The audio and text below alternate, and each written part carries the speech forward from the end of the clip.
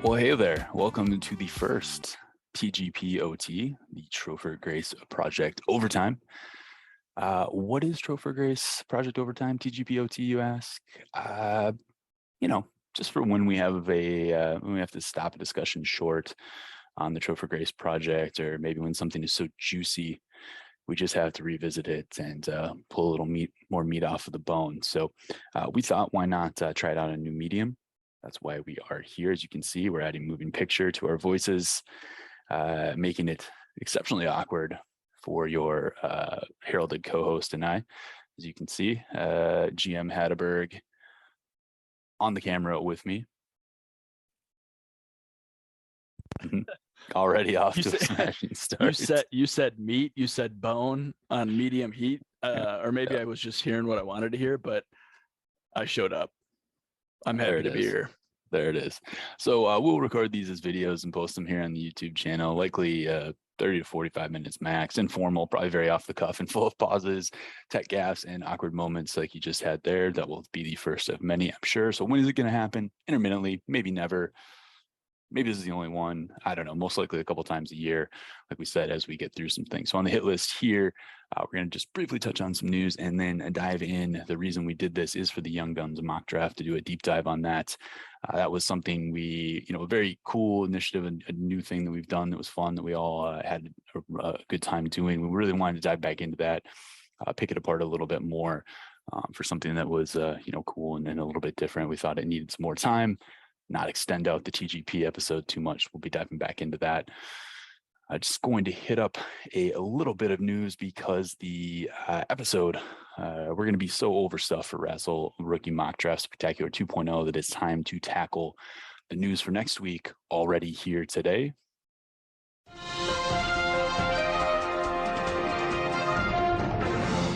So in the lead up here to the Wrestle Rookie Draft, there were a few deals that went down. A couple of real heroes in the River Area Select League got things started. Lake Elmo Lumberjacks trading Jalen Guyton to the Hoboken Helmsman for Boston Scott, as GM Trainer noted, an ember to really start a great inferno, as GM Jenkins might say here, of Wrestle trades after the long holiday weekend for no fruit from the trade tree. Jim Hatterberg, thoughts on this particular deal and just the general setup for the trade overflow? Yeah, what a spark it was. Jalen Guyton, I think one GM said he's his guy, 10. But great Boston Scott, there's a name that you don't often see in trades. That's true. But man, what a piece. And it got things started. So it was very, very exciting. Yeah, like I said, it was difficult for Bosco to go, but he's grist for the mill, as they say. So GM Trainer was not done, taking a few more embers, trying to light up that kindling, trading Isaiah McKenzie to the Washington County Warriors for DeAndre Carter. Equally earth-shattering in terms of the ramifications that had in Wrestle, correct? Very earth-shaking. Did I trade Isaiah McKenzie to Lake Elmo? You did. Or did he do some funny business on the waiver wires? Nah, you definitely traded him. Okay. Well, I'm sad to see he didn't stay there long. That couldn't have been more than a couple weeks ago. And I don't know who DeAndre Carter is, but I just wish Isaiah McKenzie could find a forever home. You know what I mean? Yeah. He's a nice guy, I think. He's back hitting the rails, with the pocket full of dream and a can full of beans on a stick, and that's it. The poor little guy got a nice contract, not an extension. He signed a contract. And I thought, well, heck, this guy has showed out in a few opportunities. He just needs some consistent PT. Mm-hmm. Yeah. And I thought he might get that. And then they went and signed, was it Crowder? Yeah, JMO Crowder. JMO Crowder. They brought him in to play the slot. And it's like, can't we? Sorry, bro. Where's our small person representation here? Man. Oh, look at did Stone this. Cold's music just did the glass just shatter?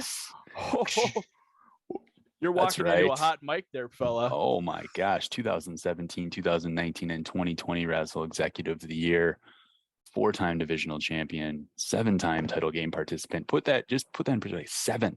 Seven times. That's almost half of all Razzle seasons. Second all-time in Razzle wins. 3-time Tropher Grace champion, tied for most in Razzle history. It's the man fueled almost exclusively by processed sugar. It's the Fun Dip Bandit, GM Cobian of the Whitaker Wendigo has joined us. There it is. I didn't even plan that. I just knew it always has to be within arm's reach of this Razzle legend here. GM Cobian, thanks for joining. I bought 2 at the store literally 2 nights ago. Perfect. I was in the incredibly sugary candy aisle at Woodman's, and I got some of those really good chewy candy and the Pez. They had lemon Pez in the Pez, and so I was like, forget that, because who wants lemon? That's disgusting. It's trash. And right below it, they had the individual Fun Dip pouches, so I got a few.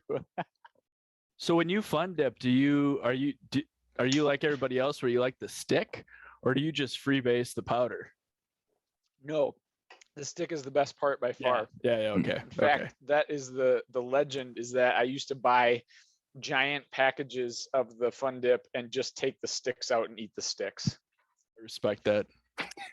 That's game. And That's good game. Everybody made fun of me, and then Penton started stealing all my sticks. Not cool. Classic. Not surprising. Classic GM Penton move, stealing sticks. Yeah. Oh, it's low brow. Filling his pockets full of sticks. Like a banana grabber, but stick grabber. I claim animation rights on Mr. Stick Grabber for what it's worth.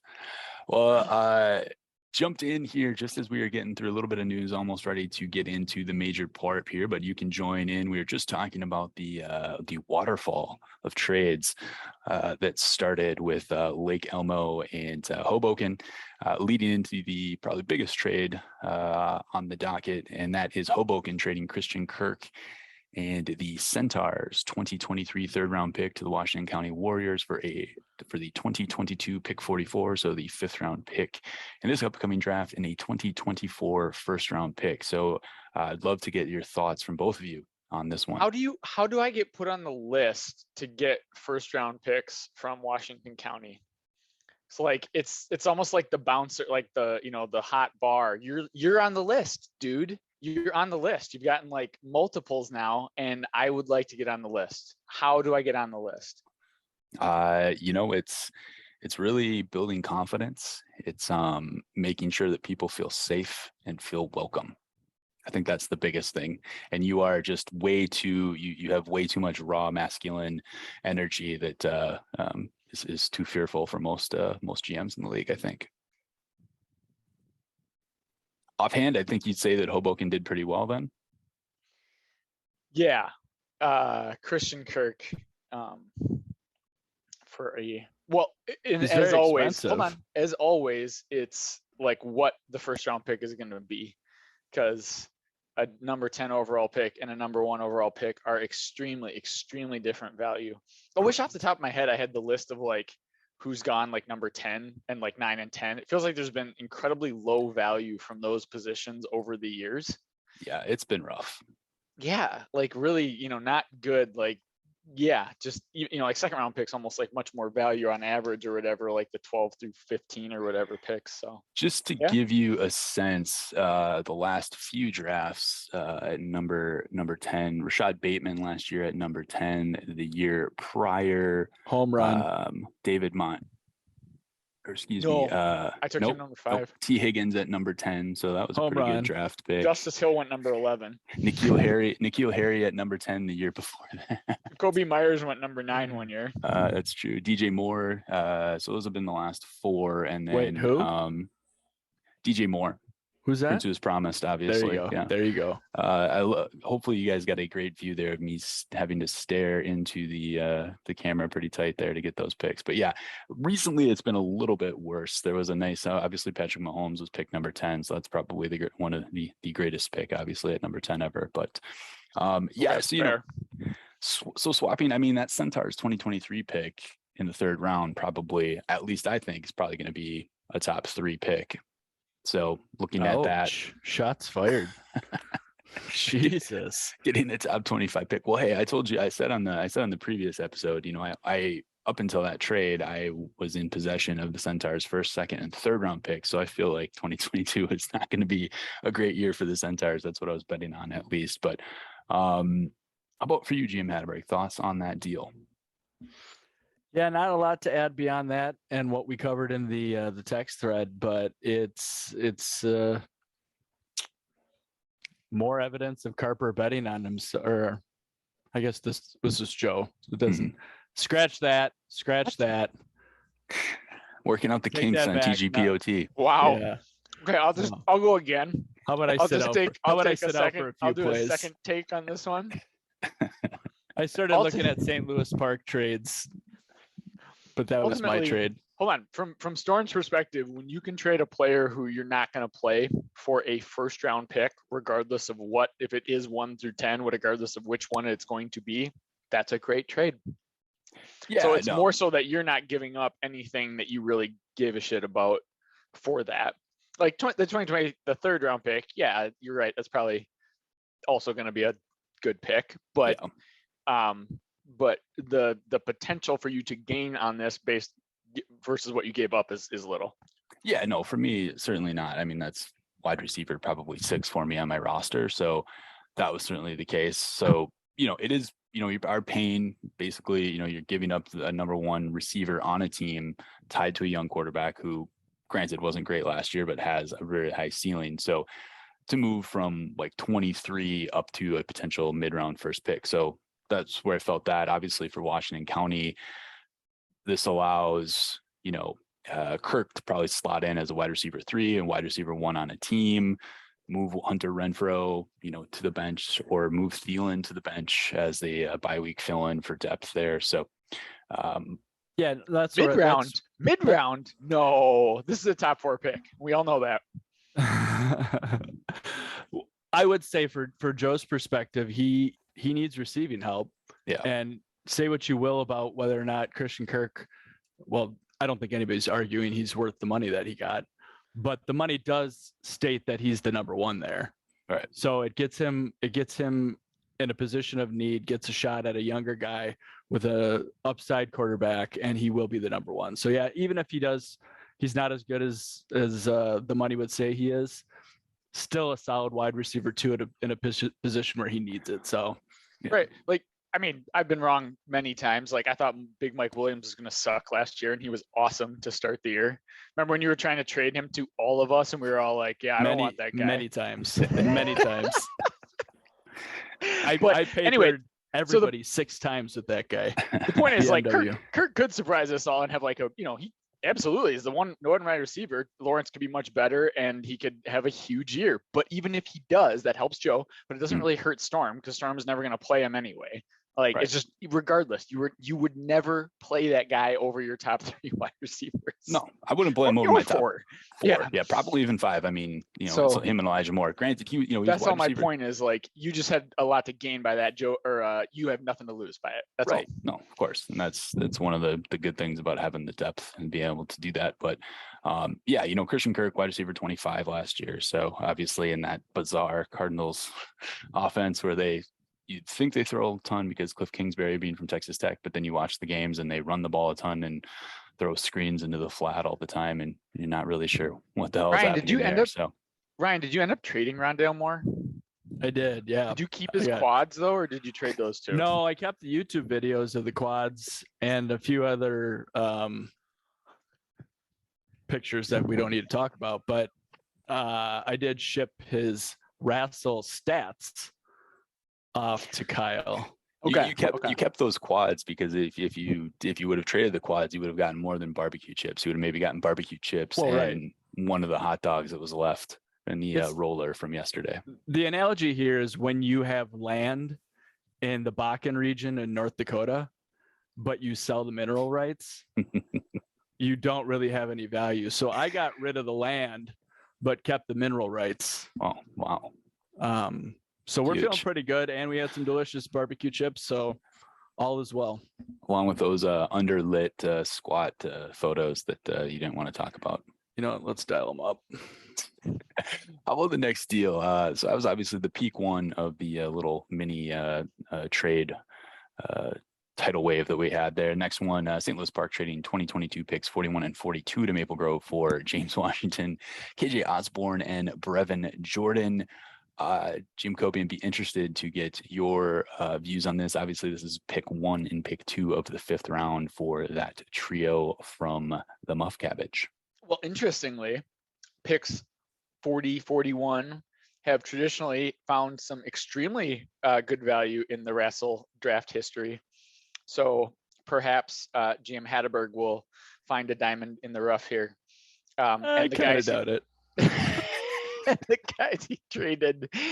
guys he traded are never going to be 1 or 2 position players on their team. So it's a bye week fill-in for Carp, or maybe an injury week fill-in if one of the 1s or 2s on one of those teams gets hurt. And that's it. I'd be interested. What's your thoughts on Brevin Jordan specifically? Who's that guy? Yeah. Exactly. Yeah. I'm not a huge fan of non-athlete tight ends. So he's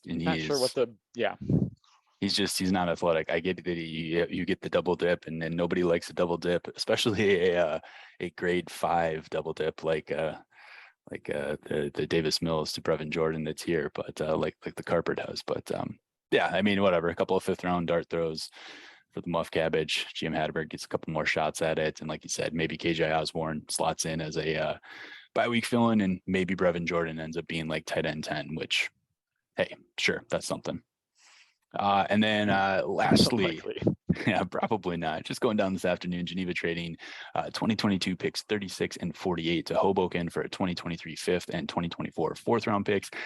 Product here of Mr. Chicago having 10 rookie picks in this draft, and definitely not 9 cuttable players on his roster. So trading out a couple of picks to get another year or 2 to thin out the roster and maybe let some of those young guys burn out. So he's not just immediately dropping rookies.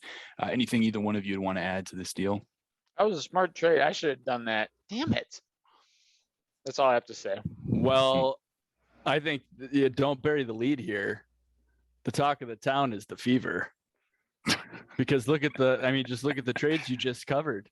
You went from last episode highlighting how you were going to potentially be the first GM to go an entire draft without a selection. Yeah. And now you find yourself with 3. At this rate, by this time next week, you will have 9 or 10 picks. Yeah, it's true. Could very, very well and happen. I gotta say, blowing up that shit squad of yours makes a lot of sense. Have you been consulting with Mr. Chicago?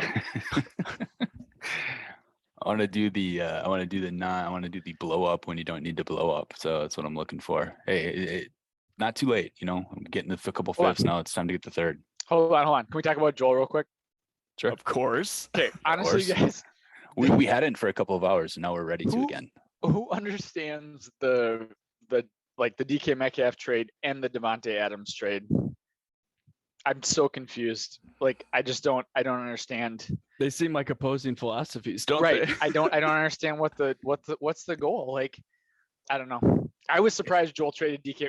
He was like, I hate my team, and he was cranky, and cranky Joel does stupid things. But so I just last year I was like, okay, whatever. I'll just throw a few draft picks and see if he'll trade him. And I was shocked that he was willing to trade him. It just doesn't really make any sense at all.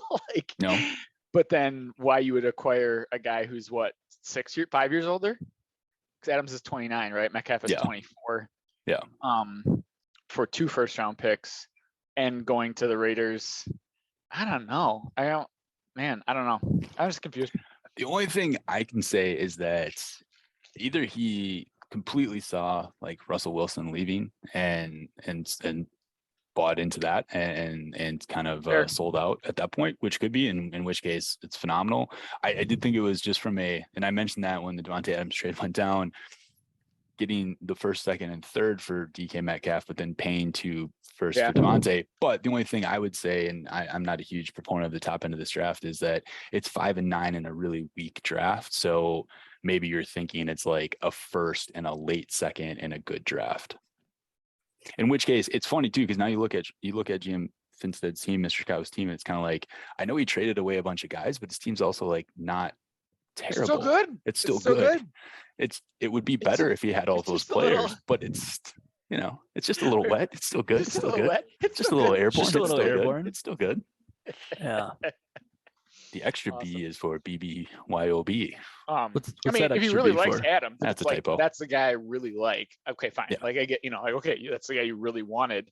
But yeah, it just seems like an unequal value for those two guys. That's all.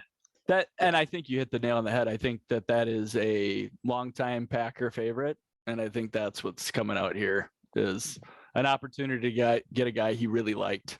So it doesn't jive with the overall strategy, but yeah, fuck it, we're here to have fun. True, and that's it. I think the trade was like it was good value for both sides, as we mentioned on it. So I think it worked out well. And maybe it was just looking at the team and being like, oh, I made all those trades, and my team still is like a contender.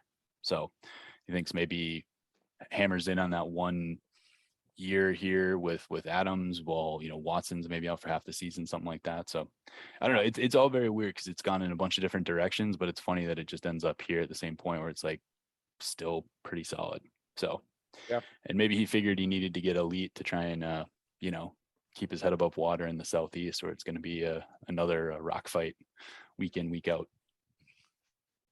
Briefly, I did want to mention the Jock Peterson, Tommy Pham fantasy football scrap, which, you know, everyone, it's interesting too, because the reason that those two got in that fight is one of the things that we have on the agenda for the owner summit next week about hiding players on IR. That actually happened a bunch of times, and I had a couple examples of that.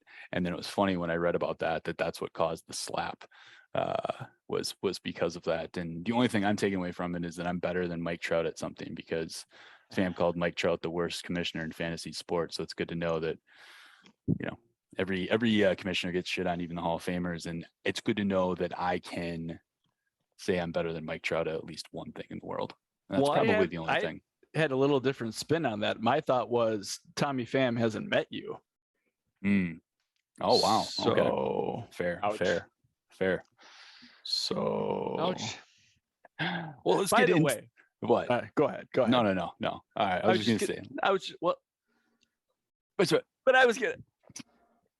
Sorry, go ahead. I'll stop messing around. All right, let's get into the Young Guns draft. We talked about this briefly on the last episode, but we thought for something as unique and interesting as this, that it was worth diving into a little bit more, having a little bit more time to carve out for this. So again, just to recap, this was the Young Guns mock draft that we carried out about last week or a week and a half ago. 2019, 2020, and 2021 draft classes were eligible, filling out a starting lineup, so QB, 2 running backs, 3 wide receivers, a tight end, and a super flex, obviously projecting dynasty value moving forward. And one of the points of contention, just briefly, was the 3rd round reversal. And I just wanted to give a little explanation here from Sleeper about why they have the 3rd round reversal. That is because it makes your league's draft, quote, a little more balanced and de-emphasizes the draft order a bit. While the differences aren't noticeable, we believe this makes your draft fairer for all teams, as it allows your first team to get an elite player, but gives later teams a chance to get more upper tier players in return, based on historical data showing a huge drop off after pick 20 in most superflex formats. So take from that what you will. Fair and equitable. Cram it up your cram hole, Sleeper. if we wanted a new mechanism, we would go to an auction. Yeah, don't mess with those snake drafts. That's fair. GD. Well, you know, it was a little bit different way to go about it for sure. So I get that. I know it was tough, but here's the draft board as we take a look. Obviously, the top 16 picks. You can see here, obviously, a lot of the big names, going through there. I don't know for either of you two if there was anybody that really stood out in those first 2 rounds as a surprise. I kept forgetting which guys were eligible. So I kept seeing the thing and being like, yes, I'm going to get this guy, and being like, oh, God damn it. Yeah, it did take a little bit of time for 19, 20, 21. Obviously, we couldn't pull certain draft classes out of the draft queue, so that made it a little bit difficult. But well, I do want to just put No, out a those are all good disclaimer. players. We didn't really flush it out on the last pod when we left a lot of meat on the bone, so to speak. But I don't know that everybody, myself included, and it'll come up here in a little bit with roster construction, but not everybody went in. It was just like, hey, this is fun. Let's jump on. Let's rank them. But I don't think everybody went in like, hey, I'm going to have a specific strategy for filling out a team. I'm just going to pick players that I like that I think are good and whatnot. So I think if we did this again, these first two rounds, although the players may be the same 16 players, I think the order would be a lot different. And I think if we were applying it to Russell rules, those quarterbacks would be pushed to the front, and then you'd see a little bit different stuff at the tail end of it. So Who was team 6 and 7? Team 6 was Carp. Team 7 was Team ADP. So that was supposed to be GM Penton, and then some snafu when he was in Vegas. So I just ended up having it be drafted based on whoever was highest for ADP. So Got it.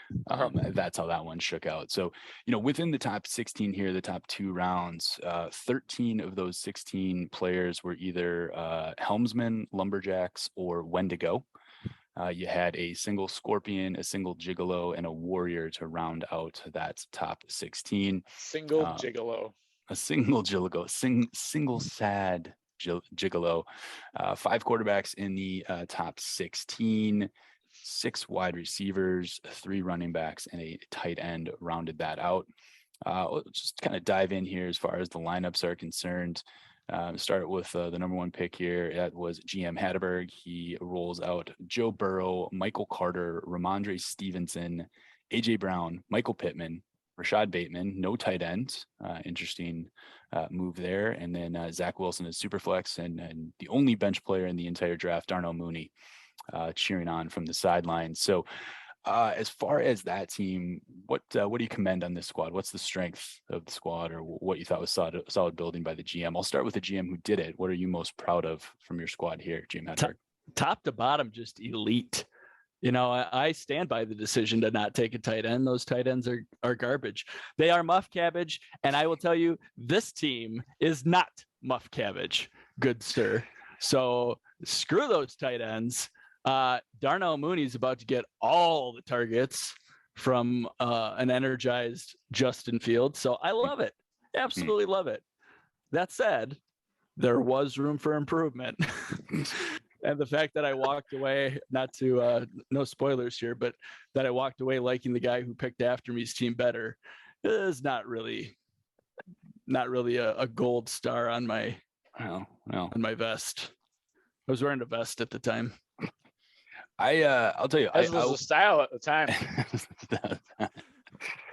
A nickel. I will commend you for the fact that you waited to draft running backs until the last 2 picks, and still man with Ramondre Stevenson and Michael Carter, which, hey, not terrible, but I thought you take this opportunity to bash Michael Carter. I'm sure Alman will love it. Go ahead. Hey, I'm trying to be a little more positive on that, but I guess that would be what I'd commend you for. I don't know about Pittman at the turn there at 3. That would be my quibble. How about for you, GM Cobian, if you had to really commend? quick, why wasn't Breece Hall in this draft? We didn't have rookies for 2021 because I didn't want anyone to show that. I didn't want anyone to show their hand in terms of who they may be valuing. Crap, got it. I was just thinking about that when I was looking at this. I just realized it. Well, nice job, Ryan, getting 2 guys from your real life squad on your squad, because that wasn't going to happen otherwise. Yeah, we'll talk about nepotism later. Yeah, exactly. But yeah, I like the 4 wide receiver, plan. It looks like you have 2 number 1 wide receivers there, and 2 guys playing with quarterbacks who can't throw the ball. So that'll be fun. Sounds like jealousy. For me, I think hey, I'm sorry, 3 guys playing with guys who can't throw the ball. I almost missed that first one. Holy crap. Well, I'm going to pick one of those 3 guys as my favorite pick, though, here for James Hatterberg. That's Rashad Bateman in the 5th. I like that. Shoddy B. No surprise. You guys both love this guy. Yes, exactly. No surprise. But as far as if I had to take a jack leg here, the one that I find the most upsetting, obviously Michael Carter just to continue bashing the old horse there. But Michael Pittman. I guess I drafted him. I liked him a lot when I took him, in the rookie draft. But I just don't know. I just don't know if he's like the elite number one guy. That would be my pick apart here. No, and you're right. That's a fair criticism. That was supposed to be T. Higgins. Was it not for that third round dipsy doo dunkaroo that you pulled on us? Yeah. Yeah. Well, No. Danny Dimes is still on the board. You got to take him. Trash can Dan. I can't believe you didn't get yourself down the back. I saw the show notes. We will not be saying trash can Dan. We are very optimistic and excited about. I didn't want it to get confused with another Daniel Jones that's relevant in fantasy circles. So Zach Wilson went before Tua and Mac Jones then, eh? That's right. What do you guys think about that? I mean, I would take Tua over Zach Wilson. I would take Zach Wilson over Mac Jones. What about you? Man, I don't know. I don't like any of those guys. Okay. I don't like any of those guys. I would take Zach Wilson over the both of them because I think he does have a higher ceiling. Yeah. I'll say that. Right. Yeah. That's definitely the truth. I mean, we've had an extra year for Tua, so but I don't like any of the quarterbacks in this except the first three. I don't like any of the other quarterbacks. Yeah. I just realized that's kind of weird. Well, I was really surprised that Kyler Murray went at 7. Well, I mean, again, that gets back to that. I think he would have gone 3. We do this again, he goes 3. I wouldn't have quibbled with him. I guess Najee Harris over Kyler Murray is the one that I would have been like, yeah. The other 3 I would have been fine with even then, but I still probably just from the value in our scoring system. But the Najee Harris over Kyler Murray is one of the more confusing picks. Jim Carp taking Najee over Kyler Murray was very surprising. I think if we went to a dynasty ranking, Superflex ranking, that first and we were sticking with it, that would go Herbert, Burrow, Murray, then probably Jefferson, Chase, Taylor, Pitts. Yeah.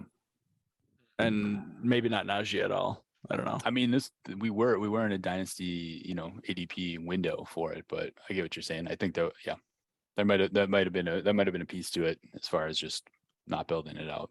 I guess there could have been more clarification on that. Neither here nor there. Next time. For GM Allman, he trots out Justin Herbert, J.K. Dobbins, Josh Jacobs, D.K. Metcalf, Jerry Jeudy, Kadarius Toney, Albert Aquabunam, and Tua Tagovailoa at the Superflex. Initial thoughts here on GM Danielson's team, Dan Boy.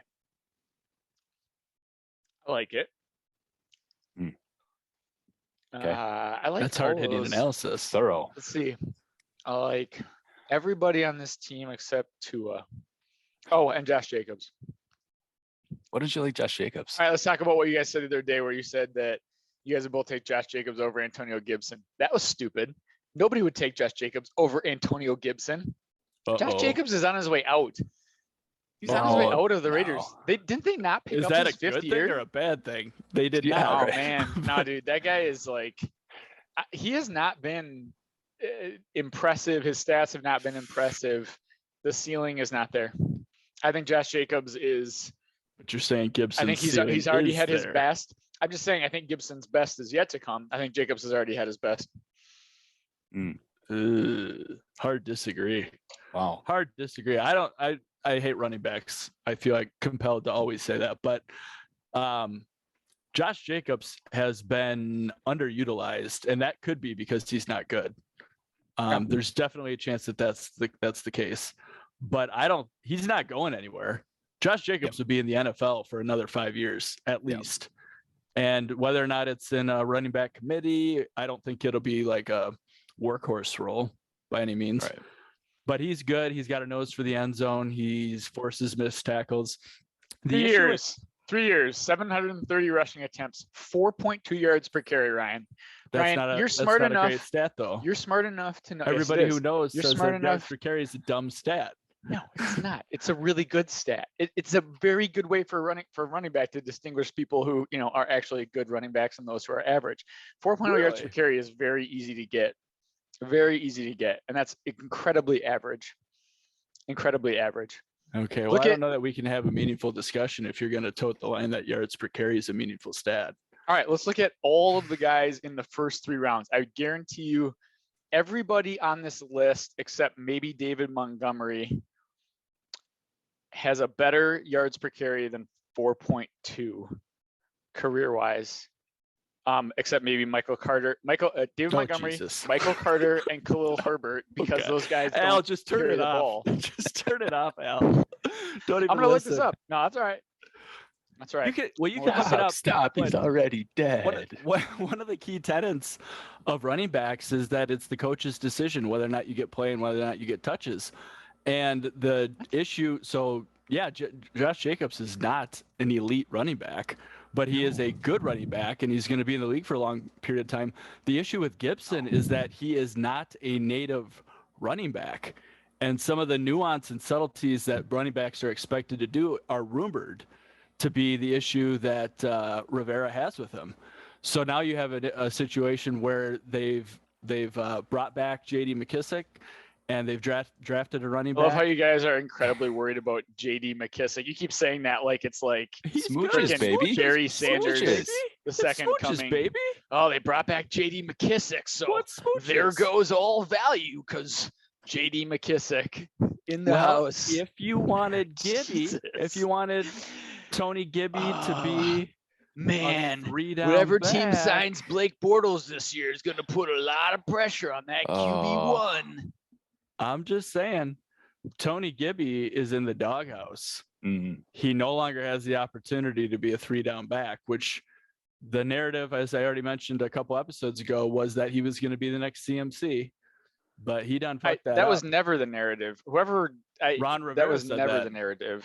Okay. Why are you listening to Ron Rivera? Ron Rivera Because doesn't have he's a charming. clue what he's talking about. Literally a clue what And he's he's a talking cancer about. survivor. That I has thought you nothing being in the to do with medical this. profession would appreciate and empathize. That has literally nothing to do with this. Well, I hope your patients don't hear this. I'm not a cancer doctor. Oh man, I gotta tell you, I'm loving the Tony Gibby, Josh Jacobs showdown here, and that's before I even got to add in the fact that yes, I think I would probably take Josh Jacobs over Gibby too. I'm open to the potential on that, but I like Smooches a lot. I think he's going to take that away. I don't think Gibson's made to be a running back in the NFL. I think if they maybe move him into more and Curtis Samuel is coming back. Curtis Samuel Oh, hell yeah. Curtis Samuel had over 40 carries the last time that he was with Ron Rivera in an offense. So I just think like that's another person that's going to take away. They drafted Brian Robinson. I love how you guys mentioned that. Brian Robinson, he's a 5th-round pick. That has 0 value. Check your 0. stats, bro. He's a When has 3rd everybody round been pick. like, yeah, that 5th-round running back? 3rd rounder, man. No, 5th round. Brian Day 2. Robinson. Yeah, go ahead and check. Well, let's just sit We'll here wait, and we'll watch wait. him look that up. Well, wait. This will be fun. I'm gonna go ahead and put it there, right there, so I can feast on this. I'm gonna go ahead and get that napkin tucked into the shirt. Not even coming up. Oh, there it is. Oh, look at that face! Look at that face. That's the face of a guy that just got Brian Robinson faced? is 6'2", 225. 6'2", 225. Oh, so that means he was drafted in the 5th round. Yep. Clearly. Actually, can't find it. Probably better you can't, because we don't. Here it is. Round 3, pick 98. Interesting. Well, I'm glad you're prepared for this, Stan boy. Well, besides obviously the issue there with taking Josh Jacobs over, over Antonio Gibson, he was already off the board. This is the team that both of us mentioned last episode. We were the most impressed by. Hold on, we should make a bet. We should make a bet that Josh Jacobs his best season is behind him. Do you want to bet me on that, Ryan? Yeah, I'll take that bet. How much you want to bet? 50 is the standard, but I'll go as high as you want. 50 or 100? 100. Wait, let's define it though. Like what would you define as like his best season is past him? Should we just do Russell points? Total points? Yeah. That works. That's easy. Okay, so anytime in the next 2 years of Josh Jacobs' career, because that's as long as his career is going to last. Just to be clear, we're not capping it at 2 years. We are capping it at his okay. entire career. No, that's right. We'll keep it open until he makes that comeback 3 years later, because you know how running backs do that. Listen, Frank Gore just signed a contract today and retired. So this, what was that, 16 to 18 years? This window will be open. $100. I say Josh Jacobs never, reaches the scores that the Russell total points that he's put up the last 3 years. You say he succeeds that. I do. We got action. Oh my God. There's so much heat I feel it in my plums. deep down in my plums. This is why you got to have 3-man pods so that exciting action gets played. You don't want to. Look You don't at want to this. miss it. You're You don't want to sharing miss all that. your secrets, I Z. can feel it all the way down in my plums. Getting all Oh. swollen. Screen shares are for the birds. Everybody just saw how the sausage was made. I know. That's why I don't want to be doing it too much. But Oh Lord. if you had to quibble with something, Wait. I want to. I'll start with the quibbling too. Wait, But we I could, want to we could just commend. scrap this and we can just go back to Josh Jacobs versus Tony No, no, Gibby no, and no, just no. do the No, no, no. whole time on that. No. Alman 69. What's the 69 all about? Anyway. It's the year he was born. Oh, he acts like it sometimes. Where's the clicker? I want to commend Alman on his receiving core because that is an electric receiving core. Very nice. My quibble would be, well, I guess we're going back to Josh Jacobs. No, just kidding. I don't have a quibble. I don't like Tua. I'll quibble. My quibble will be Tua's garbage. Okay. I mean, you would have taken Mac Jones. You just said you take Mac Jones, Davis Mills, or Trash Can Dan over him. Well, I think I'd take Dimes. I mean, okay, fair. That would be my quibble with your team. My second quibble with your team is the guy that's not even on your team, and you'd say you'd take him over him. Yeah, I obviously really like the wide receiver crew because he's got different archetypes of receivers, which I always enjoy as your 1, 2, 3. I thought getting Tony in the 8th round was a absolute swipe. Why do people like that guy so much? Because he had one awesome game. His yards per route run. He was like 4th in yards per route run. Joker. So he had one awesome game. Yeah. Just to It was clarify. really good. He looked really good. Good game. He looked really good in that one game. The other three games that he played, he was getting targeted on like 40% of his routes. There's just a lot to like there, I think. I don't know, man. What happened to the red flags with him, though? What happened to the they're red still flags? there. They're 100% still there. They're there, but the new administration is lifting him up and embracing his idiosyncrasies, whereas the other one was ball busting. I 100% think that there's a very good chance that he's like on 3 more teams in the next 2 years. That's just as likely as him being like a top 15 wide receiver. I think they're equally likely to happen. I think he could end up like becoming Antonio Brown right now in terms of just napalming every team that he goes to. In terms of do that a either lot thing, faster. in terms of the on-field success or the off-field craziness. Napalm in terms of ruining the locker room, and napalm in terms of scorched earth with defenders laying everywhere. All right, so I looked up the yards per carry for all these guys. Do you want to hear the results? Yes. Not really. Yes. Yards per carry is a garbage stat. Ryan's gonna get out his dictation machine for this antiquated stat. Dictaphone. Okay, so Josh Jacobs is 4.2. There is I'm gonna crack a tab while I listen to this. 2 running backs who are lower than 4.2. Who do you think they are? Tony Gibby. Nope. Clyde Edwards-Helaire. Nope. That one surprised me. Mm. He is not. Come on, I said one of them. Najee Harris, David Montgomery. Yes, both of them. 3.9 career average for both. Yeah. Obviously, Well. Najee's only had 1 year. It doesn't really hard Right. to say. Right. But That was a shit team. But Right. Luckily, you dodged it. you know who else is? This is kind of surprising. Cam Akers, hmm 4.2. Mm. The beloved Cam Akers from both of you guys. Was he All right. beloved? I All right, simply took him for R.I.P.. Cordero Patterson. I don't know why he was beloved. I haven't been like talking about him. Corduroy. Corduroy. Well, Ryan loved him, CPAT. and then you wanted him to. I do. I still love Cam Akers, and I can still feel the sickness in my stomach from Wisconsin Dells when I read the tweet that he ruptured his Achilles, Mm. and it forever jaded my life and running backs. I like that you were in Wisconsin Dells. That's why you got hurt so bad. And then 3 weeks later, J.K. Dobbins' knee exploded. Well, but not until Gus bust. Or was Gus bust after him? Gus Bus was was right after. after. And I was like, oh, thank God Joe gave him to me for a sack of peanuts.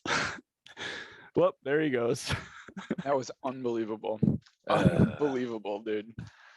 Couldn't happen to Never again. a different guy. Certainly not. Yeah, I don't know. There's not too much. I like the Tony pick. I think that was my favorite in terms of value. I don't particularly like Jerry Jeudy. I don't know where you two are at on Jerry Jeudy. Yeah, I mean, I would have this taken Bateman changes or things. Mooney over him. I would have taken Bateman or Mooney over Jeudy. Mm. But I get it. Russ is there. Okay. Hold on, I like Mooney better as a player, but I don't know. That Chicago team is such garbage. It's hard to like anybody. True. But yeah, Jeudy with Wilson may be awesome. I mean, it's just hard to say. He's had such shit quarterbacking, and it seems like he is a receiver that is someone who would be handicapped by that kind of quarterback. Like to what you guys were saying about like, well, DK Metcalf, big downgrade. Like honestly, like I don't look at it that way. Like Tyler Lockett, huge downgrade because that's a player who runs, that's why I said like Tyler Lockett with like Aaron Rodgers would be amazing because of the types of routes he runs and the way he's successful. DK Metcalf wasn't bad when Geno Smith was the quarterback last year. Geno Smith's just like, I mean, DK Metcalf's the guy you just throw it in the general vicinity of. He doesn't run crisp routes. He doesn't run routes that are timing routes or require a quarterback that can put the ball in a specific place. So I think we agree with you. That's what we were saying is that Drew Lock can unlock him with his fuck it. He's down there somewhere. I got a rocket for an arm. I'm just gonna chuck it. Yeah. Right. No, I mean, I'm actually could be worse for him. I guess that's what I'll say. Yeah. Yeah. No, I think we basically said like I think Lockett's value is like just shot, and Metcalf's the one where as long as it's somebody that's willing to put the ball downfield, which Locke certainly is, I don't think he takes too much of a hit. I think obviously Wilson being gone hurts him just because it's not as good of a quarterback, but he's a little more QB proof than I think a lot of people would be for the reasons you pointed out. So I don't know. Jeudy, I think it could be good, but I'm also I would always rather have someone else be gambling on that. I haven't written him off, but there was a period of time last year where I was like, did we all get duped? Like, because he came out as a hot prospect and there was a lot to like about him. But at a certain point, if you're just really not getting it done, bad quarter player or not, because a lot of it was drops, inability to stay healthy, which I don't know, that's a thing. Yeah. So, but I agree. This will be kind of his last chance because he's got the quarterback that should allow him to flourish. So if he doesn't, isn't he going to be suspended or no? No, they dropped the charges. Yeah. So it helps. Should be squared there. He gets Dobbins back on his team, taking JK there in the third round, which I think made sense. Whatever. I don't need to go down that road again. I would have probably taken, if I was going to take a running back there, I would have taken ETN, but update on Dobbins, by the way. Allen there.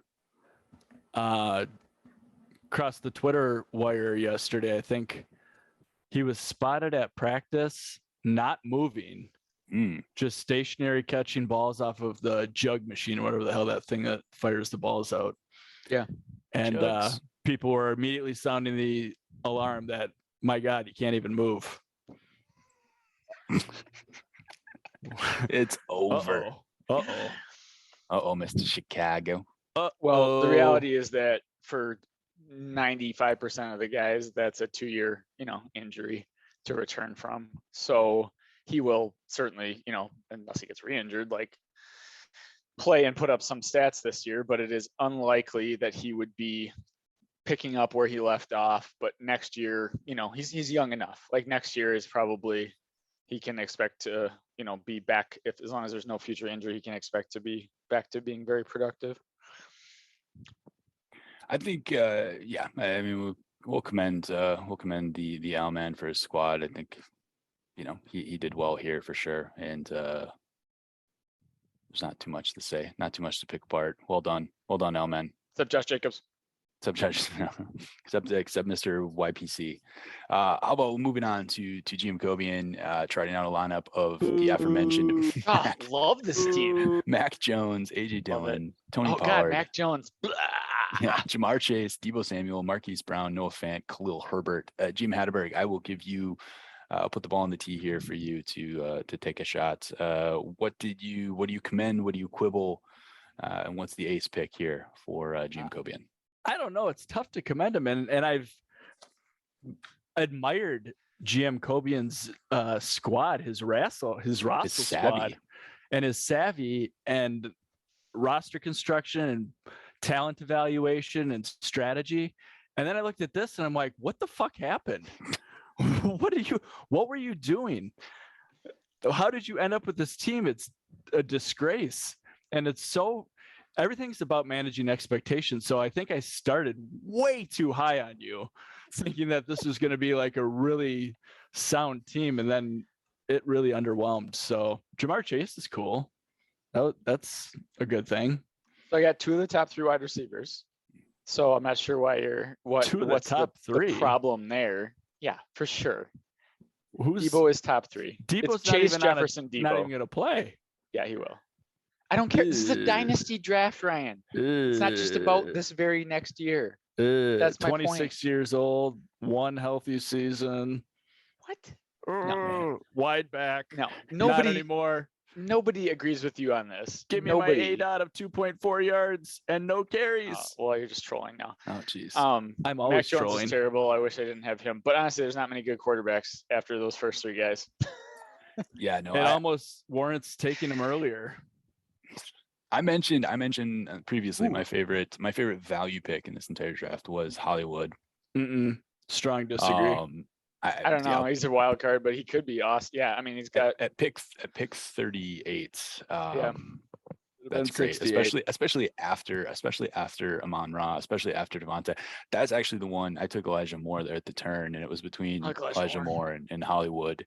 That was who I was debating between, and I had a little wish that I had gone back and taken Hollywood. I think that was like I said, my favorite value pick for me, because I think I would have him over.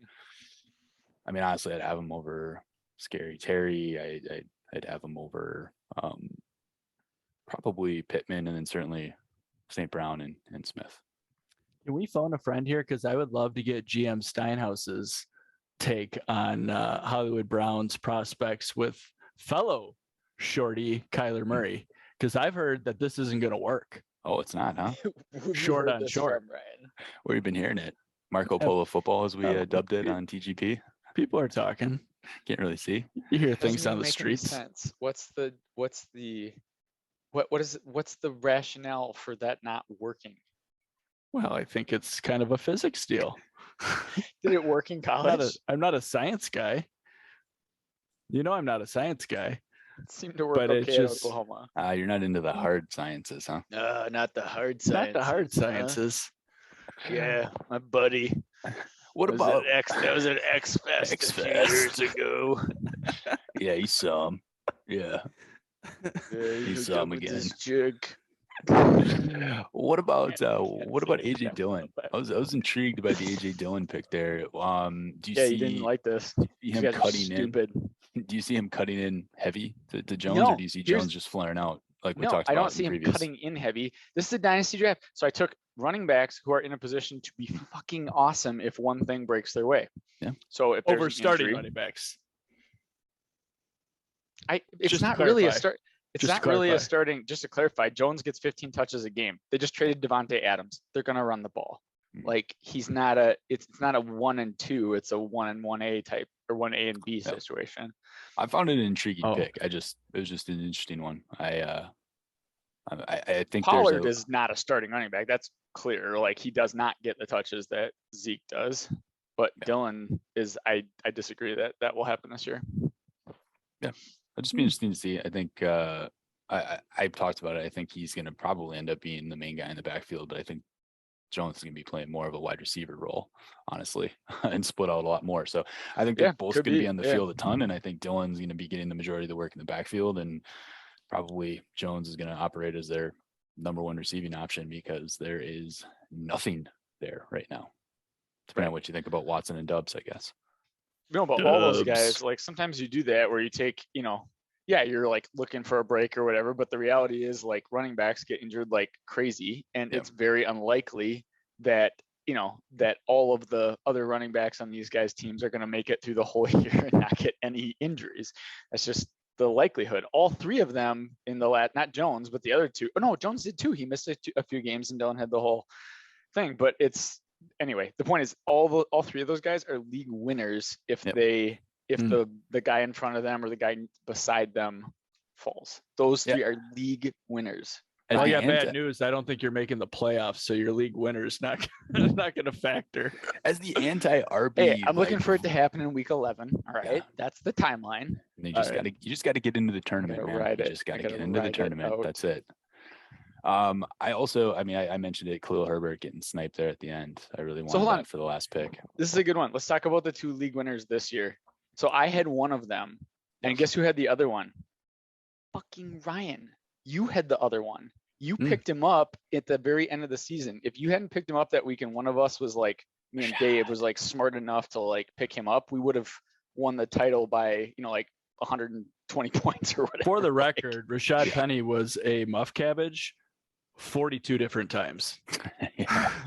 So it wasn't like I just picked him up at the end of the year. I had picked him up and dropped him a lot. Oh, I know, but whatever. It's Right. You did pick him up again right before that started, right?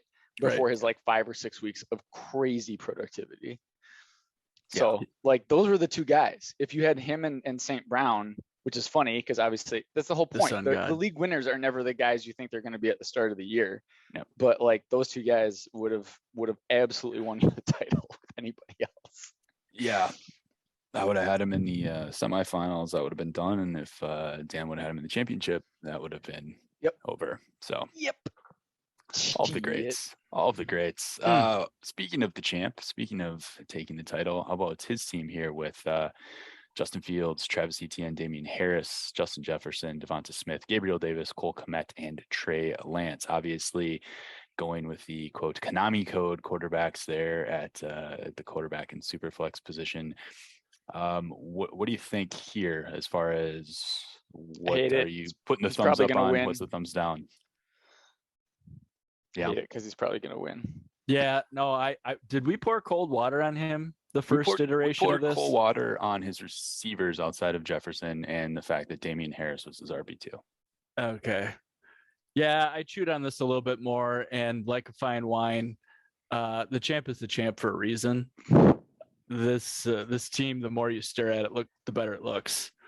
So now I'm a little worried that he is not only stealing Russell, but he's also now the champ of young guns. And frankly, I don't think I can take that anymore. I did say that So- he was my second favorite team because he Hold had on. the highest ceiling quarterbacks. Hold on. Why don't you guys like Damian Harris? I don't think he's I going to do. be there. Okay. So Damian, All right. I don't Okay. dislike This would be a Damian good Harris, but analytics people, just so everybody's on the same page, hate Damian Harris because he doesn't do anything besides score, and What? he doesn't What are you catch talking he about? doesn't catch balls. He Yeah, had he an doesn't do above that. average touchdown rate, and Yeah. people say that touchdown rate is not sustainable. So they look at it. Ryan. You already have the issue with platoon. Hey, I'm not saying that I agree with all this. What's his yards per carry? What's his career yards per carry? irrelevant? Ryan? I would never. No, look it up is such a relevant because it's such a exactly the relevant. terrible- Especially if he's getting a bunch of short touchdowns. This is relevant. terrible stat. What is it? I don't know. I'm not gonna fucking look it up. Yes. You do it, nerd boy. I do. I did look it up. Yes. Good, nerd boy. Oh, 4.2. Is it better than Josh Jacobs? I bet it's 4.2. Yeah, it's the same as Josh Jacobs. Nope, because he's not a piece of shit. It's 4.8, which is actually quite good, Woo! above average by quite a bit. My God, he's killing it. No, He's a good running back when he I like plays. Damian He's just Harris. injured all the time, and the Patriots do weird freaking things with their running backs. That's the reason not to want him, not because he's not actually good. right. And like Josh Jacobs, I think he'll end up in a better situation next year. So I don't hate Damian Harris. Okay. And Interesting. and the other thing is that I think I've said this a ton, so I'm sure everybody's tired of hearing it, but the whole position is just changing. So this thinking everybody's trying to get a Jonathan Taylor, that's not going to happen. So you need to recalibrate what your expectations are for these running backs.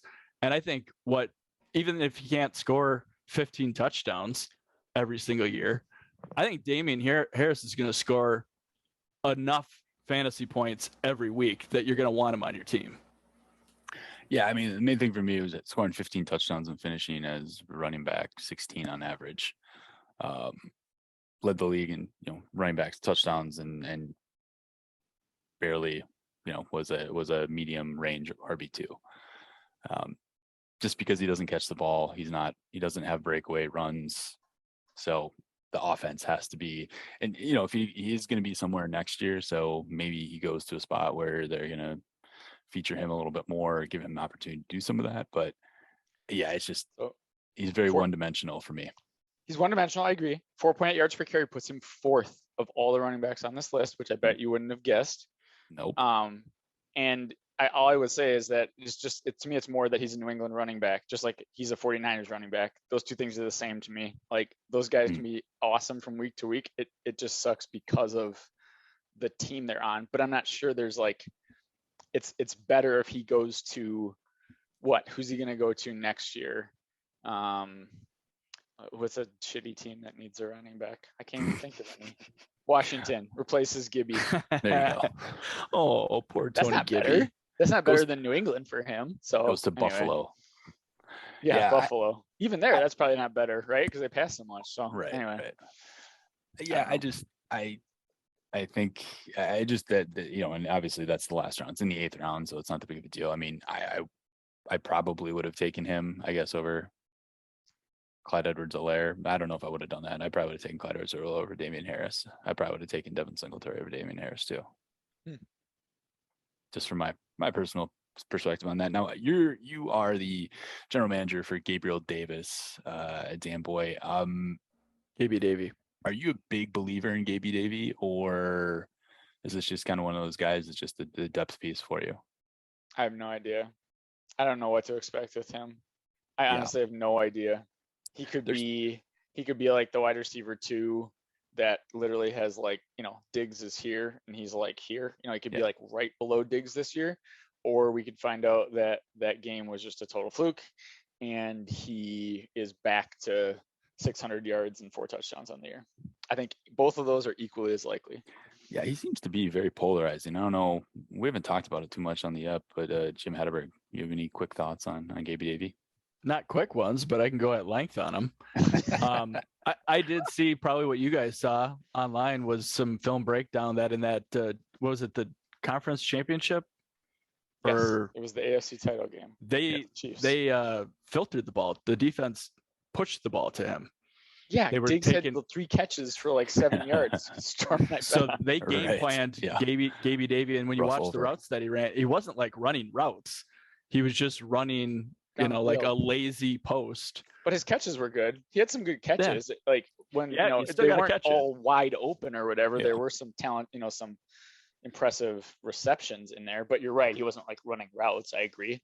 But that's not really what he was doing during the year anyway. He's a 6'3" wide receiver that kind of runs down the field and catches jump balls. Yeah, he gets the touchdowns, contested catches, and whatnot. So I don't think that there's going to be an extrapolation of the volume that he saw at the tail end. I think it's going to go back to more like what it was throughout the season, which makes it unlikely that he's going to turn into this wide receiver 1 or even a top end wide receiver 2. And like a lot of these really strong offensive teams, there's just a ton of weapons. So it's a lot to dilute his production. So, but who's the wide receiver 3 now in Buffalo? Oh, you missed that. Well, it was Isaiah McKenzie, but Unfortunately, Jamison it's Crowder. Jamison Crowder. Okay, well, you guys think Jamison Crowder is going to have a solid year, get a lot of targets in this offense? Probably. 30-year-old Jamison Crowder. I mean, I think he's better than Cole Beasley. And Cole Beasley got fed. I don't know, man. I don't think he's We'll see. going to be. It's just He's gonna interesting. get, I just mean they got rid of Sanders or not get rid of. They no. just, Sanders and Beasley left, and that's a lot of targets. I think that's why. I think he that's could why be, he's yeah.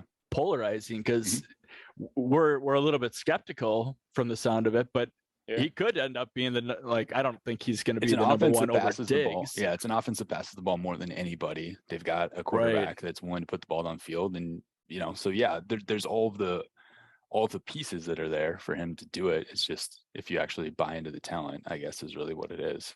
And So you would got to we think that he say trusts him now. Yeah. he's not quite a wide receiver 1. He's not quite a wide receiver 4, but man, whoo. So to answer your question, I don't know. Exactly. Long answer, I don't know.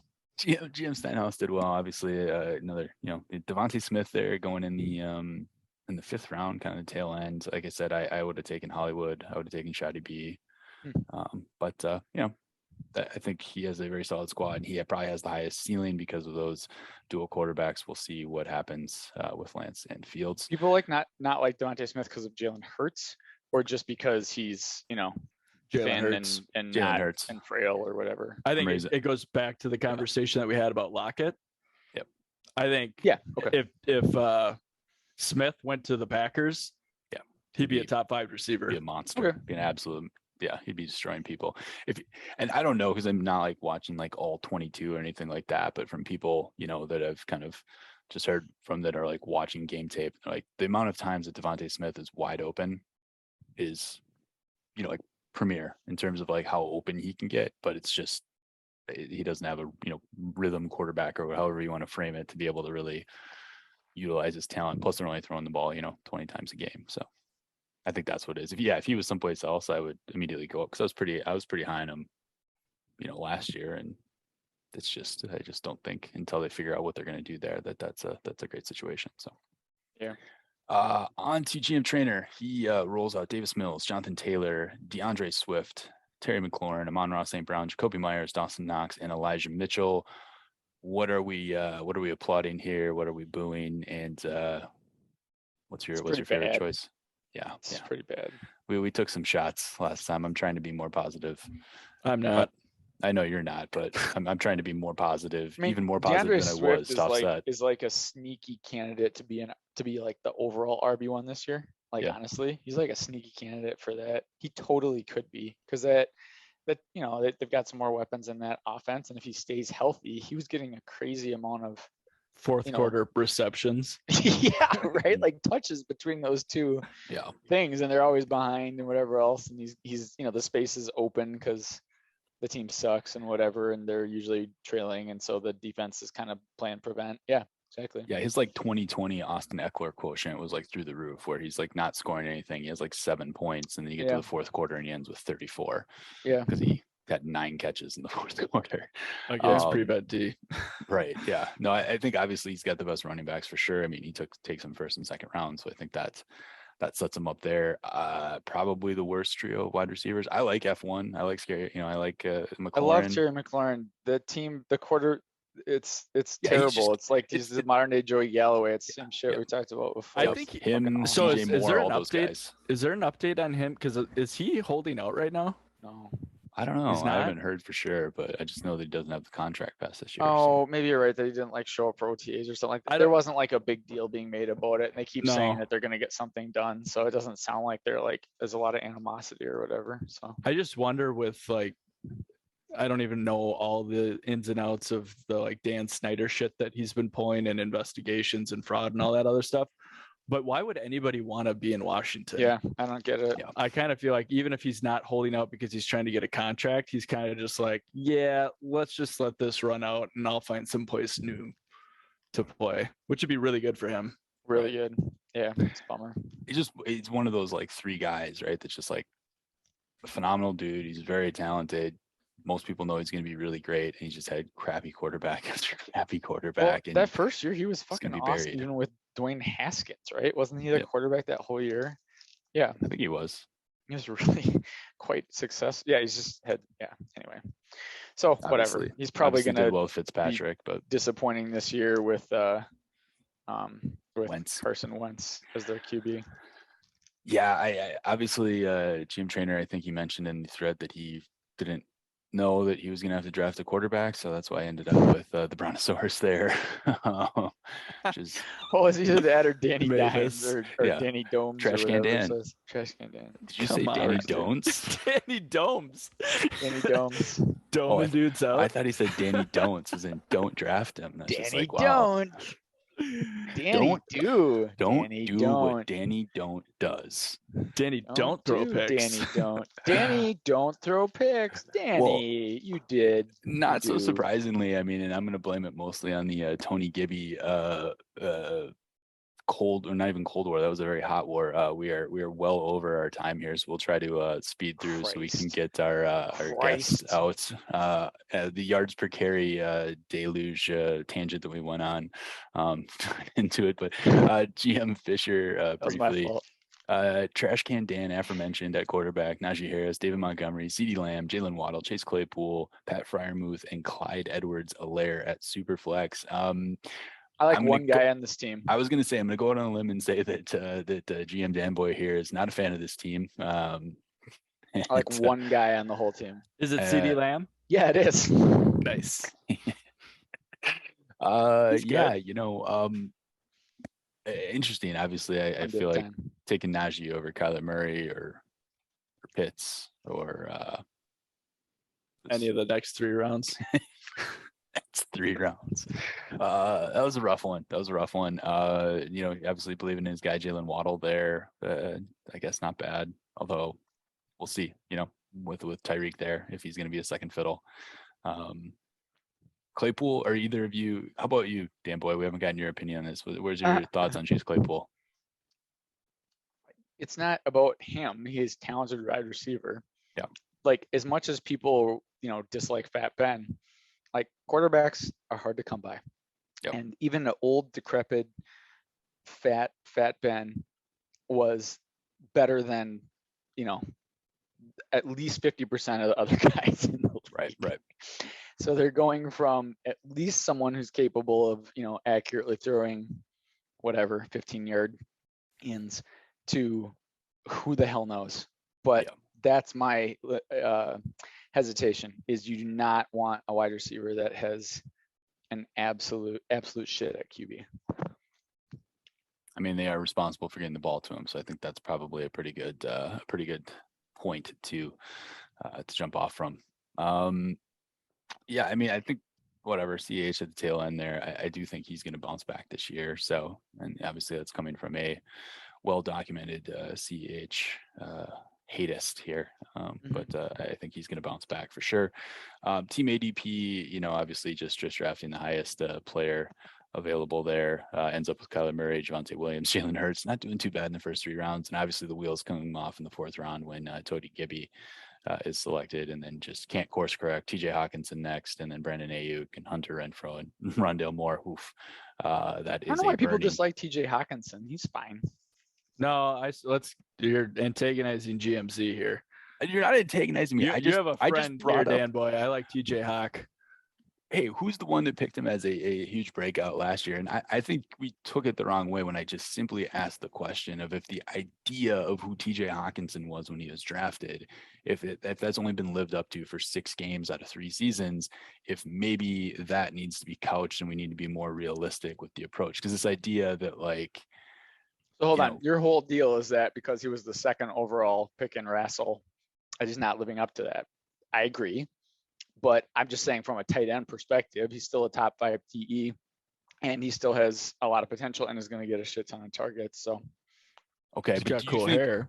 do you think he's closer? Okay, do you think he's closer to Andrews and Kelsey than he is to, like, let's just say, I don't know, who do you think's like tight end 12? Like, you know, at Fryermuth. Sure. Do you think he's closer to, like, Andrews and Kelsey than he is to, like, Pat Fryermuth and, let's say, Probably. Dawson Knox. Dawson Knox, yeah.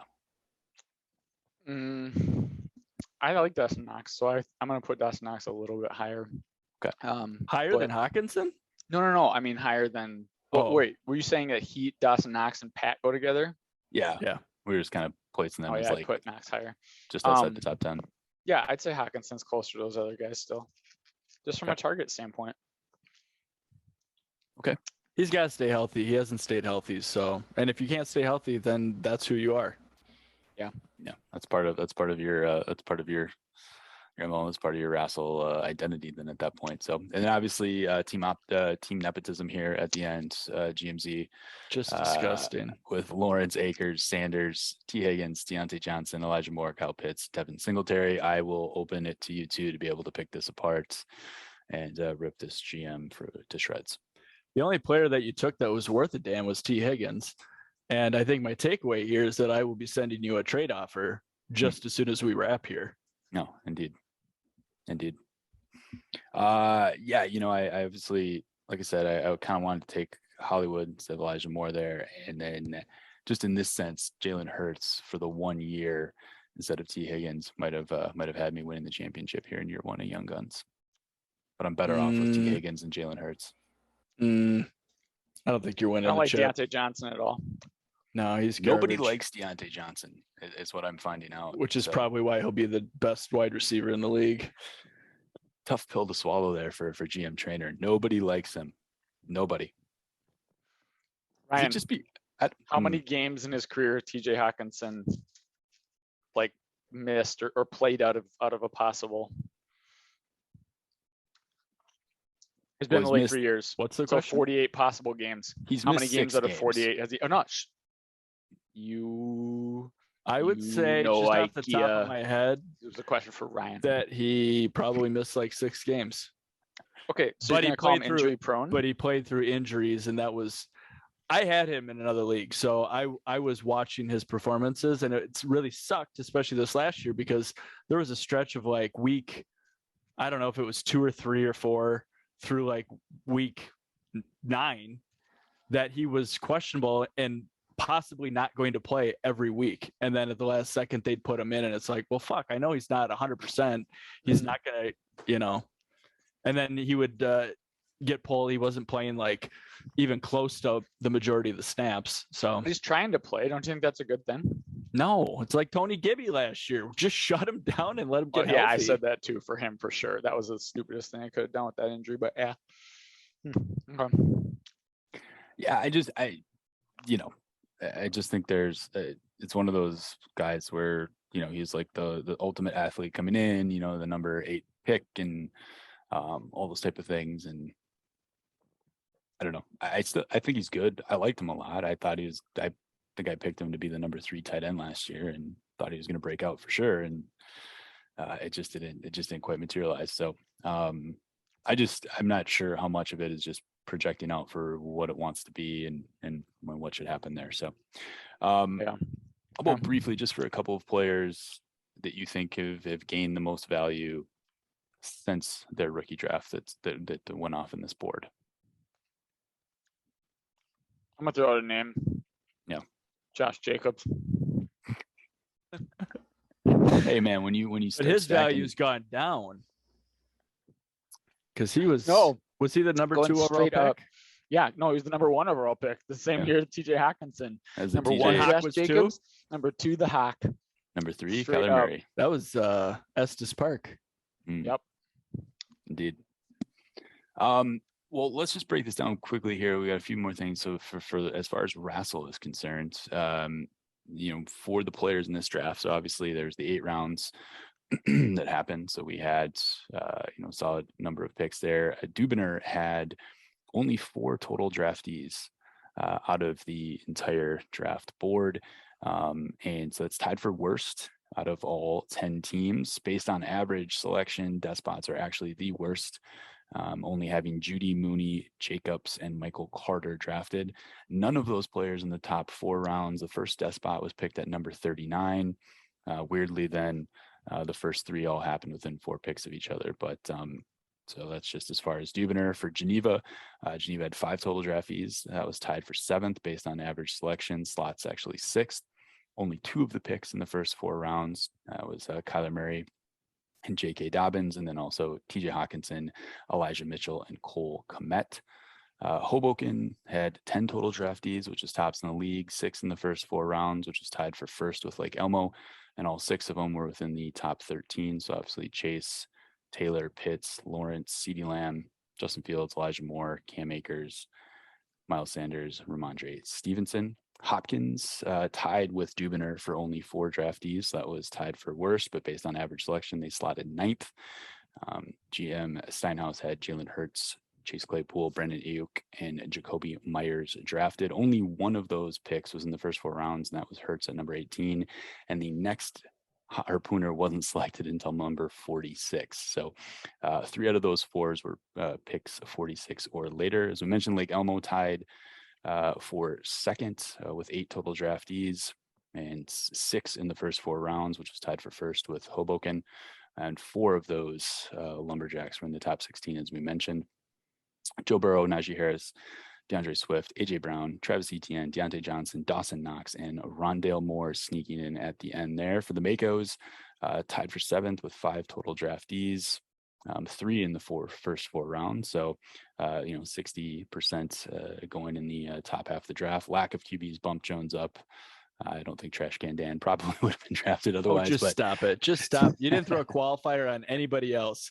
And now you're sitting here poking holes at Trash Can Danny Dimes. Come on. You even call him Trash Can Dan. T. Higgins, Zach Wilson, Trash Can Dan, Shotty B, and Kadarius Toney were drafted from the Mako. St. Louis Park had 7 total draftees, which is 5th overall, 5 in the first 4 rounds, but nobody in the top 2 rounds. So no top end talent here for the Centaurs with Jalen Waddle, A.J. Dillon, Michael Pittman, Tua, Davis Mills, Noah Fant, and Khalil Herbert. Stillwater had 8 total draftees, which was tied for second. 3 in the first 4 rounds, but none in the top 2. But solid showing there by the Scorpions. Justin Jefferson, Trey Lance, Mac Jones, Savannah Smith, Tony Pollard, Pat Fryermuth, Damian Harris, and Clyde Edwards-Helaire. Washington County Warriors had 4 total draftees, which is tied for worst. But based on average selection, 8th, because he did have Debo going in the first round or second round there, only 1 in the first 4 rounds, but he had Debo, David Montgomery, Hunter Renfrow, and Devin Singletary. And lastly, Whitaker Wendigo, 8 total draftees, which was tied for second, 5 in the first 4 rounds. So very, very top heavy there for GM Cobian with Justin Herbert, Javonte Williams, DK Metcalf, Terry McLaurin, Antonio Gibson, Amon-Ra St. Brown, Hollywood Brown, and Gabriel Davis. So what do you think as far as takeaways are concerned from that, when you keep it in mind who the players were drafted? Anything when you see that, when you hear those numbers, any takeaways you have? ADP knows what's up. Taking my running backs, Now, 1 and 2. yeah. Alman needs a quarterback, huh? Because Fat Ben retired, and he has the Stafford infection. Yeah. So who's his other QB? Ryan Tannehill. Tannehill? Oh, Yeah. okay. Yeah. Well, yeah, Alman needs a QB big time because he's done after this year.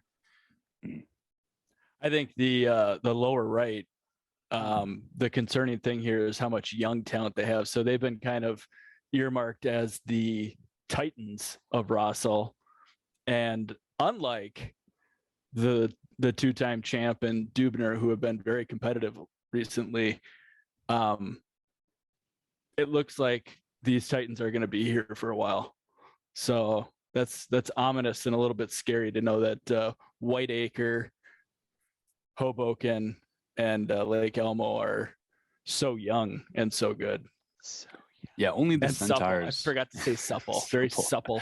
Only the Centaurs were in the top 5 in terms of players drafted. And obviously, like we mentioned, 13 of the top 16 picks were Southeast, or 14 of the top 16 were Southeast Division champions as well. It's also interesting when you take not just the players that were drafted, but when you actually look at the most draft picks in the last 3 years, the most top 20 draft picks in the last 3 years. You have Hoboken with 10. You've got Hopkins with 8. Stillwater with 7. So those are the 3 highest, and obviously high hit rates for Stillwater and high hit rate for Hoboken, not so for Hopkins. You had Dubner with only 4 top 20 picks. So that might speak a little bit to why there weren't as many despots in this draft. Maple Grove only had 3. Whitaker had 6. So obviously turning a high around there. Washington County had 5. So pretty well done by GM Jenkins to only have 5 top 20 picks and turn it into as many as he did. Lake Elmo with 7 top 20 picks in the last 3 years, and then Geneva with 5. And when you look at actually the players selected by the original drafted GM, so not just the teams that they're on now, but who actually drafted them, it's interesting to see that. You've got GM Steinhaus turns it in a much higher rate with 8, having obviously drafted like F1, who he traded, Terry McLaurin, T. Higgins, who he traded, Deontay Johnson, who he traded, Shotty B, who he traded, all of those players drafted by GM Steinhaus. Couple shout outs here, GM Cobian with David Montgomery, Justin Herbert, Javonte Williams, Sun God, Tony Pollard, Zach Wilson. Wait, did you say top 20? As far as the top 20 picks you had, I'm just mentioning these are all the players. No, but the top 20, then that does not include the Hawk. Hawk talk. Not quite, unfortunately. Yeah, not quite getting it with the Hawk for sure. No. The other high drafters, obviously, having all the picks, 11 from GMZ, 7 from GM Finstead, 7 from GM Trainer, and 6 from GM Fisher and Penton, rounding it out. Obviously, undrafted players that weren't Darnell Mooney, Dawson Knox, and Albert Aquabunum were not drafted. The only 3 within our Young Guns mock draft here who are not drafted in a Rassel rookie draft. So I don't know. I mean, obviously, our last 2 champions finished 10th and 9th here in terms of how many players they had in the Young Gun mock. So, I mean, it doesn't equate to recent ultimate success, but I think it does mean, as you pointed out, GM Cobian, that Hopkins and Dubiner are definitely going to have to hit these drafts real hard to try and get some young talent in there for the older teams that they have. Any parting thoughts? Just think about Al. He is in a dangerous spot because both those running backs, although incredibly productive, are like right on that, like, could they like go into that like whatever, The floor just the floor injury. Yeah. He's got a like, decision to make. Old and like that kind of time. They could both be awesome still this year, and it totally could go the other. It's just really close to that. So like he could probably still compete. He has a chance to like compete with those guys this year. But like, let's pretend both those guys got like hurt early in the year. He's totally done, right? Like he has nothing else to rely on there. Anyway, it's just interesting. Well, he's got those, he's got those 2 first-round picks next year. The only What I would problem suggest is he trade both those picks for Devontae Adams. Yeah, it's he said he's got the quarterbacks that he's going to need, but he's also going to need some running backs. So it's going to be interesting to see what happens there. And I think for the champ as well, he's gonna have to pump some fresh blood in here and try to get that squad a little bit younger, I think is what we're learning. So same thing though, he's got at least one more awesome year with Brady, right? Mm-hmm. Yep. But then he's gonna need, I don't know, it's like the same thing, like who knows? I don't know. Like Hurts could be out, right? Like if Hurts kind of sucks again, I say sucks, but like, if the Eagles aren't good again this year, like are they gonna move on from him? I don't know. Then he's down to one quarterback all of a sudden. So yeah, I don't know. That could be dangerous. It could get very dicey for sure. Who says, does he have another backup QB after those 3? Tyler Huntley, Kyle Trask. He just doesn't have like a development. Yeah, I'm just trying to think if he had like a Sam Darnold. Don't forget Sam Slinging Darnold. Sammy he D. has Sam Darnold. Slinging Sammy D. Yeah. Okay. Yep. Gotcha. How about final takeaways for you, GM Hedberg? No, I don't think we left any meat on the bone this time. Yeah, no, it's kind of cool to see how it slices up, and there's way more parity in the selections and the success that people have had drafting than I would have guessed. And for the purposes of trolling and shit talking, it doesn't quite jive. I've been really hard on some people that seem to have done a decent job, but I intend to continue trolling. So yeah. Well, it's good. It's good to it's good to be given data showing you that maybe your perspective isn't right and saying, I don't believe this data. I'm going to dig my heels in even farther. No, I do believe it. That's the American But I'm way. going to dig in anyway. I'm gonna dig it anyway. Well, at least you believe it. At least you believe it. You're just choosing not to accept it, but you believe it as real data. So that Correct. is, I got to tell you, you've taken a step beyond a large portion of the population there. So good for you. I'm a little disappointed that we didn't go through average depth of target for all the wide receivers drafted, because that would have proven my point that Deontay Johnson sucks. Did you catch the last podcast? We hit on that. We buried him. We buried him. You might And I know you probably don't get to listen to TGP while you're driving with the kids in the car. They probably want to listen to, songs or I don't know, Sesame Street or something. But Deontay Johnson to Fat Shitless Burger was the same thing as Camara was to Breeze. It was just a long handoff at the line of scrimmage, and then he did this thing. That's not going to happen anymore. Yeah, no, I think. Hey, who has Michael Thomas? The champ. The champ. All right, what do you guys think? What's your prediction for Michael Thomas? I don't even know if he's going to play. No. Does he tap? Does he tap 1,000 yards? No. Are